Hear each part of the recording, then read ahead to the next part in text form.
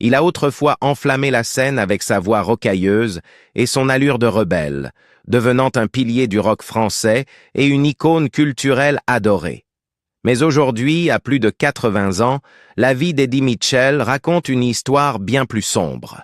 « Je pense souvent à la mort, la nuit », a-t-il confié récemment dans une interview, des mots qui révèlent à quel point il est loin des foules en délire et de la lumière des projecteurs.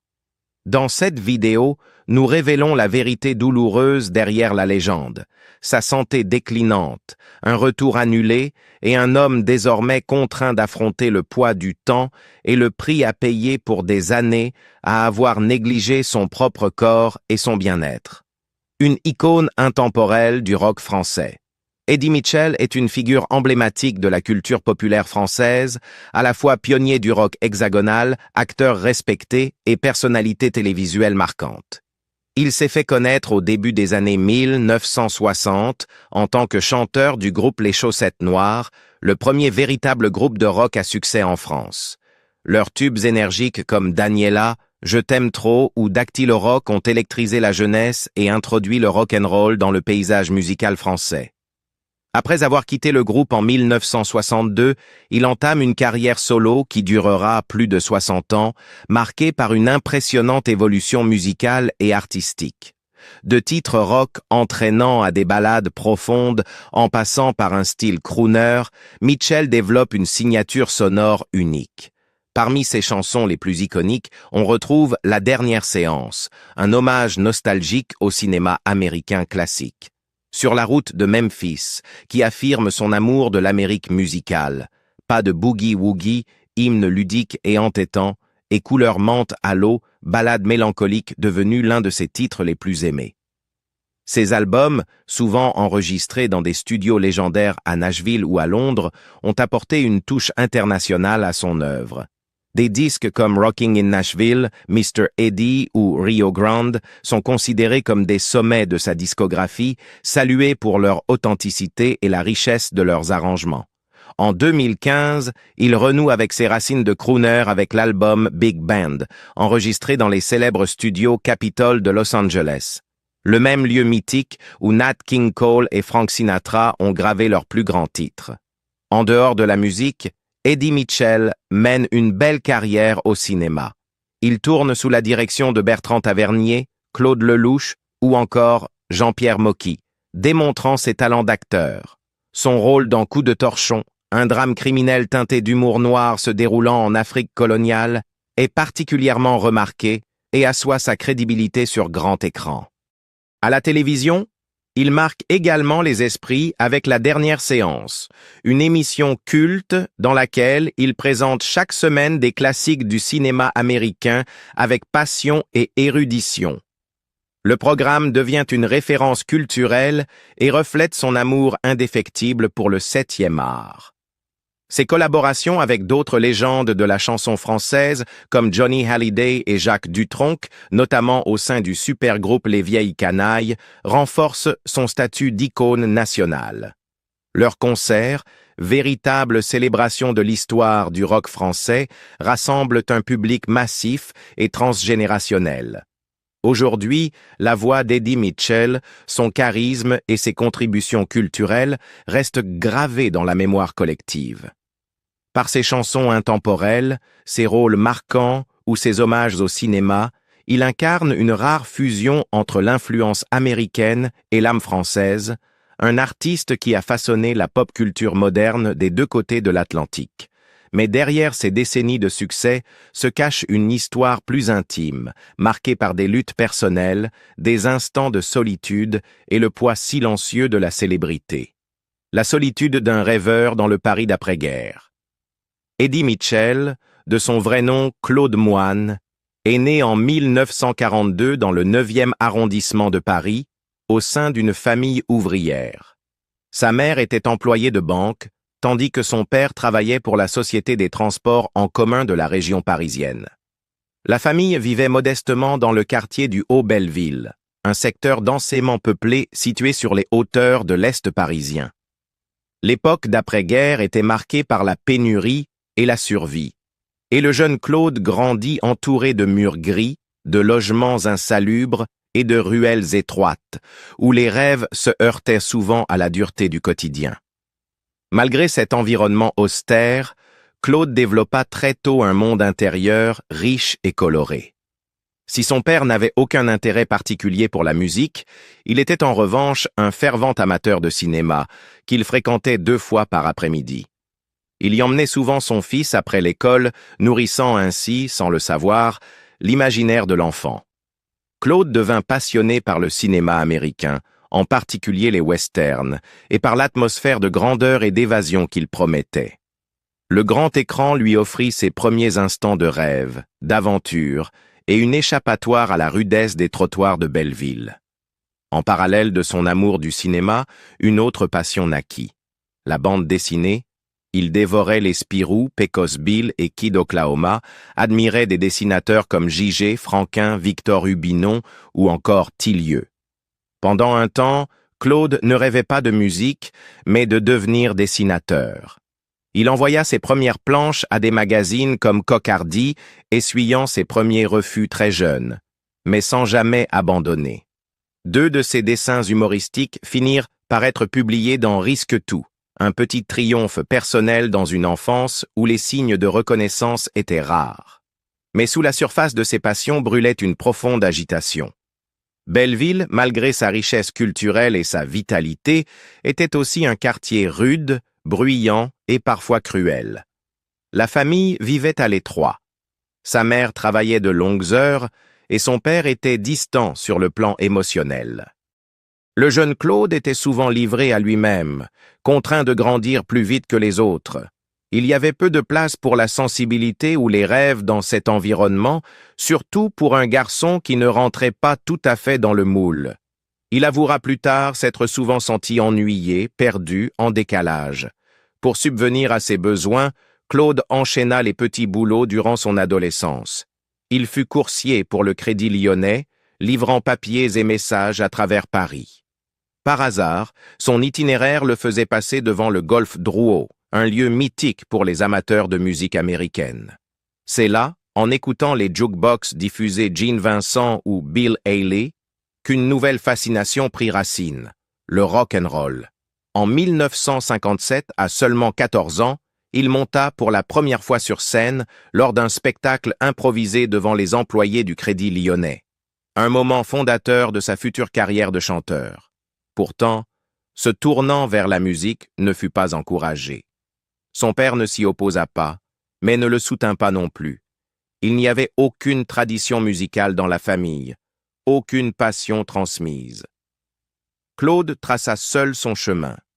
Ses influences venaient de l'extérieur, des disques venus clandestinement des États-Unis, des films, des émissions de radio et de fans français du rock encore marginal. Son idole, Gene Vincent, devint pour lui un symbole de rébellion et de liberté. Mais cette admiration s'accompagnait aussi de douleur.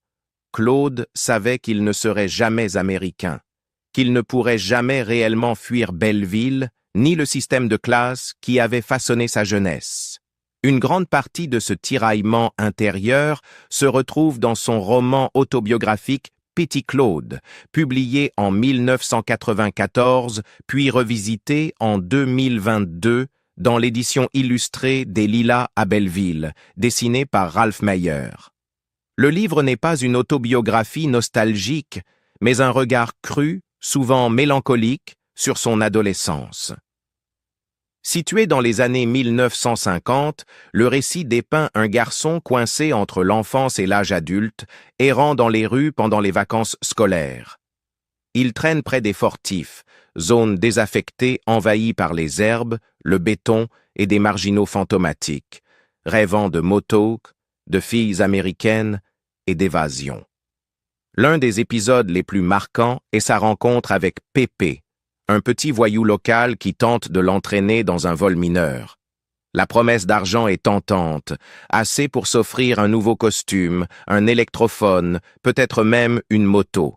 Mais le prix moral est lourd à porter pour Claude. Cette scène illustre les choix permanents auxquels il est confronté. Entre conformisme et rébellion, entre Belleville et le grand rêve, entre se perdre et préserver ce qu'il a de plus pur. Son quartier, aussi vivant soit-il, était impitoyable. La pauvreté, l'alcool, la violence y étaient monnaie courante. Claude grandit au milieu d'hommes marqués par la guerre ou le chômage, de femmes usées par le travail et d'enfants qui disparaissaient souvent dans des destins tragiques ou anonymes. Il n'y avait ni repère, ni réelle protection. Et pourtant, Claude réussit à maintenir un fragile équilibre. Il absorba la rudesse de son environnement sans jamais s'y laisser engloutir. Il resta enraciné, mais jamais résigné. Une forme de mélancolie ne l'a jamais vraiment quitté. Même dans le succès, en tant que leader charismatique des Chaussettes Noires, puis en tant que crooner solo sous le nom de Monsieur Eddy, on retrouve dans sa voix une nostalgie poignante. Des chansons comme La dernière séance ou Sur la route de Memphis sont imprégnées de ce désir, pour le passé, pour l'innocence perdue, pour des rêves à moitié réalisés, à moitié manqués. Une descente dans l'addiction et un combat pour la rédemption. Derrière le succès, les albums et les applaudissements se cache un chapitre bien plus sombre, marqué par l'addiction, les excès et les crises personnelles. Dans les années 1970 et au début des années 1980, celui que l'on surnommait Monsieur Eddy traversa l'une des périodes les plus tumultueuses de sa vie. Sa lutte contre la cocaïne, le jeu, l'alcool et la cigarette faillit lui coûter sa santé, sa famille et jusqu'à son identité. La descente aux enfers commença discrètement. En 1976, accablé par un calendrier exténuant de 150 concerts à travers l'Europe pour régler des dettes fiscales, des obligations légales et des pensions de divorce, Mitchell se tourna vers la cocaïne. Ce n'était pas une drogue festive, affirma-t-il plus tard, mais un stimulant sous pression, un moyen de tenir le coup. J'ai fait toute la tournée sous coke, avouera-t-il en interview, puis j'ai arrêté d'un coup. Il affirme ne pas avoir développé de dépendance durable, mais le coût psychologique était indéniable. Pourtant, la cocaïne n'était qu'un élément du puzzle. L'alcool et les cigarettes faisaient partie intégrante de sa routine quotidienne. Il a décrit cette consommation comme une habitude presque rituelle. « J'ai toujours été fumeur », déclara-t-il au Monde, et pendant des décennies, il ne descendait que rarement en dessous d'un paquet par jour. L'alcool aussi faisait partie du cycle, surtout dans les soirées mondaines, les nuits longues et les prestations sur scène. Même s'il affirme avoir fini par modérer ses habitudes grâce à un suivi médical strict, les effets sur son corps sont devenus irréversibles. Mais le vice le plus destructeur et insidieux fut sans doute le jeu. Mitchell a reconnu que, pendant des années, les casinos étaient devenus sa seconde maison. Je jouais dès l'ouverture du casino à 16h jusqu'à 7h du matin, a-t-il confessé. Cette addiction dévorait son temps, ses finances et faillit anéantir son mariage. Il décrivit la dualité étrange de ses journées, passer des heures à une table de poker, s'absenter brièvement pour monter sur scène, puis retourner immédiatement jouer toute la nuit. Ce n'était pas glamour, c'était compulsif. L'argent perdu n'était pas que financier. Il se payait en intimité perdue, en paix mentale sacrifiée. Quand vous quittez votre femme à 14h et que vous revenez le lendemain matin juste pour parler sans arrêt de main de poker, vous comprenez qu'il est temps d'arrêter, écrira-t-il plus tard avec lucidité dans son autobiographie. Le tournant ne vint pas de lui, mais de celle qui refusa de le regarder se détruire. Muriel Bailleul, sa seconde épouse et mère de sa fille Pamela, posa un ultimatum qui allait tout changer. C'est le jeu ou moi. Ce n'était pas dit à la légère. Elle l'avait soutenu à travers la gloire, les échecs, les excès. Mais elle n'était plus prête à le voir sombrer davantage. Son intervention força Mitchell à affronter la réalité qu'il fuyait. Elle le fit choisir, et il l'a choisi. La décision ne fut pas facile, mais elle fut résolue. En 1983, Mitchell prit une mesure radicale. Il demanda officiellement à être interdit de tous les casinos, pas seulement en France, mais dans le monde entier. Il envoya une lettre aux autorités compétentes, se faisant ainsi inscrire sur liste noire dans tous les établissements de jeux légaux. Ce geste fut à la fois symbolique et stratégique. Je suis allé une fois dans un casino à Las Vegas après ça, se souvient-il, et quand ils ont demandé mon passeport, ils m'ont regardé et ont dit « Non, ce n'est pas possible. » J'ai fait demi-tour et je suis reparti. L'interdiction était définitive. Elle éliminait la tentation et envoyait un message clair, non seulement aux autres, mais à lui-même. Pour la première fois depuis des années, il retrouvait un semblant de contrôle. Mitchell parle souvent de Muriel comme d'une force d'ancrage dans sa vie. Même s'il s'exprime rarement sur ses émotions personnelles, il lui attribue le mérite de l'avoir aidé à se regarder en face et de lui avoir inspiré l'une de ses rares véritables chansons d'amour, Le cimetière des éléphants. Il est révélateur que dans ses projets d'avenir, son lieu de repos, son héritage, elle soit toujours présente. Il a un jour déclaré qu'il sera enterré à Saint-Tropez, à ses côtés, car c'est elle qui m'a rendu meilleur. Le prix final. Aujourd'hui, Eddie Mitchell est contraint de payer le prix de décennies d'excès, un corps usé par la cigarette, les nuits sans sommeil et une vie entière passée à courir après les applaudissements. Début 2025, il a été forcé d'annuler un retour sur scène très attendu. Une courte tournée estivale de 6 dates, annulée pour des raisons de santé évoquées d'abord de manière vague, comme graves problèmes médicaux. Une annonce dévastatrice, tant pour les fans, qui attendaient son retour solo depuis 10 ans, que pour l'artiste lui-même. Dans un communiqué, Mitchell a déclaré avec tristesse « J'avais hâte de vous retrouver cet été, mais ma santé passe avant tout. » Quelques jours plus tard, son ami et animateur Michel Drucker confirma ce que beaucoup redoutaient. Mitchell avait souffert d'une pneumonie, une affection particulièrement dangereuse à son âge et compte tenu de ses antécédents médicaux.